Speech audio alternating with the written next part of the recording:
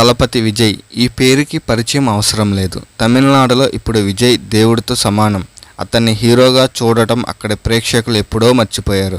విజయ్ కనిపిస్తే దండాలు పెట్టేస్తున్నారు, హారతులు ఇచ్చేస్తున్నారు. తమ ఇష్ట దైవాన్ని ప్రత్యక్షంగా చూసిన అనుభూతికి లోనవుతున్నారు. ఎన్టీఆర్, ఎంజీఆర్, అమితాబ్, రజనీకాంత్, చిరంజీవి, షారుఖ్ వీళ్ళంతా విపరీతమైన స్టార్ స్టేటస్ అనుభవిస్తున్నారు. అయితే వీరి సినిమాలు బాగుంటేనే హిట్ అవుతాయి. ఒకవేళ మూవీ బాగా లేకుంటే నిర్మాతకి నష్టం తప్పదు. నిజానికి ఇందుకు ఏ ఒక్క హీరో కూడా అతీతం కాదు. కానీ ఇండియన్ ఫిల్మ్ హిస్టరీలో విజయ్ ఒక్కడే ఆ బ్యారియర్ని దాటాడు.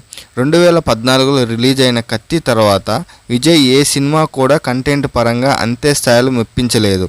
కానీ 2016 నుండి ఇప్పటి వరకు విజయ్ సినిమాలన్నీ హిట్ అవుతూ ఉన్నాయి. ఇది నిజంగా ఎవరికి అర్థం కావడం లేదు. ఇది ఎలా సాధ్యమవుతుంది అని ట్రెండ్ వర్గాలు కూడా ఆశ్చర్యపోతున్నారు. ఒక చిన్న ఉదాహరణ చెప్పుకుందాం. విజయ్ నటించిన లియో మూవీ ప్రేక్షకులను మెప్పించే స్థాయిలో ఉండదు. జస్ట్ ఓకే కంటెంట్ అంతే.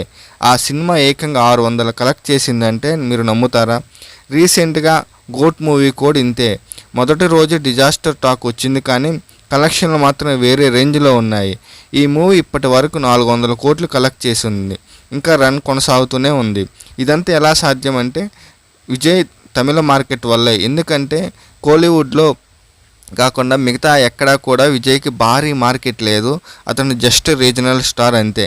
అయినా ఇన్ని వందల కోట్లు ఎలా వస్తున్నాయంటే అదే విజయ్ ఫ్యాన్స్ మహిమ. ఇళయ దళపతి సినిమా అంత బాగలేకుంటే తమిళలో అంత ఎక్కువ సార్లు ఆ సినిమాను చూస్తున్నారు, ఆదరిస్తున్నారు, విజయ్ని గుండెల్లో పెట్టుకుంటున్నారు. విజయ్ కొత్త సినిమాలకు మాత్రం ఇలాంటి కలెక్షన్లు రావటం లేదు. రిలీజెస్లో కూడా ఇదే ట్రెండ్.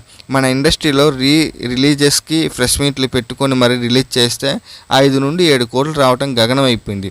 విజయ్ గిల్లీ మూవీ రిలీజ్కి 30 కోట్ల పైనే కలెక్షన్స్ వచ్చాయి. 30 కోట్లు అంటే ఓ టైర్ 2 హీరో కొత్త సినిమా కలెక్షన్స్. కోలీవుడ్లో విజయ్ క్రేజ్ ఎలా ఉందో చెప్పుకోవడానికి ఇది ఒక చిన్న ఉదాహరణ మాత్రమే. ఇంతలా విజయ్ అక్కడ ప్రజల గుండెల్లోకి వెళ్ళిపోవడానికి కొన్ని కారణాలు కనిపిస్తున్నాయి. కెరీర్లో విజయ్ చాలా లవ్ స్టోరీస్ చేశాడు, ఫ్యామిలీ మూవీస్ చేశాడు. కానీ 2003లో రమణ అనే ఒక కొత్త డైరెక్టర్ విజయ్తో తిరుమలై అనే సినిమా చేశాడు. ఈ మూవీ విజయ్కి విపరీతమైన ఫ్యాన్ బేస్ తెచ్చిపెట్టింది. అప్పటి వరకు సక్సెస్ రేట్ ఎక్కువగా ఉండటం, అలాంటి హీరోకి సూపర్ మాస్ హిట్ పడడంతో కలెక్షన్స్ విపరీతంగా వచ్చాయి. ఇక 2004లో విడుదలైన గిల్లీ అక్కడ ఇండస్ట్రీ రికార్డ్ సృష్టించింది. ఇది మన ఒక్కడో సినిమాకి రీమేక్. ఆ తర్వాత పోకిరి సూపర్ హిట్, మధ్యలో మళ్ళీ కొన్ని కూల్స్ హిట్స్. ఇలా విజయ్ తన గ్రాఫ్ పెంచుకుంటూ పోయాడు. సరిగ్గా ఇక్కడే విజయ్కి మురుగదాస్ తోడయ్యాడు. తుపాకీ, కత్తి, సర్కార్ లాంటి సినిమాలు బ్లాక్ బాస్టర్ అయ్యాయి. మధ్యలో జిల్లా సెన్సేషనల్ హిట్. ఈ గ్యాప్లో అట్లే వచ్చి చేరాడు. తేరి, మెర్షల్, బిగిల్ సెన్సేషనల్ హిట్స్. ఇక వీటికి బ్యాక్గ్రౌండ్ స్కోర్ అదిరిపోయింది. అనిరుద్ విజయ్కి వరంగా దొరికాడు. ఇక్కడే విజయ్ కెరీర్ పీక్స్కి వెళ్ళిపోయింది. అప్పట్లో రజనీకాంత్కి వచ్చిన క్రేజ్ని దాటి విజయ్ ఎదిగిపోయాడు. ఇక మాస్టర్ దగ్గర నుండి విజయ్కి తిరుగు లేకుండా పోయింది.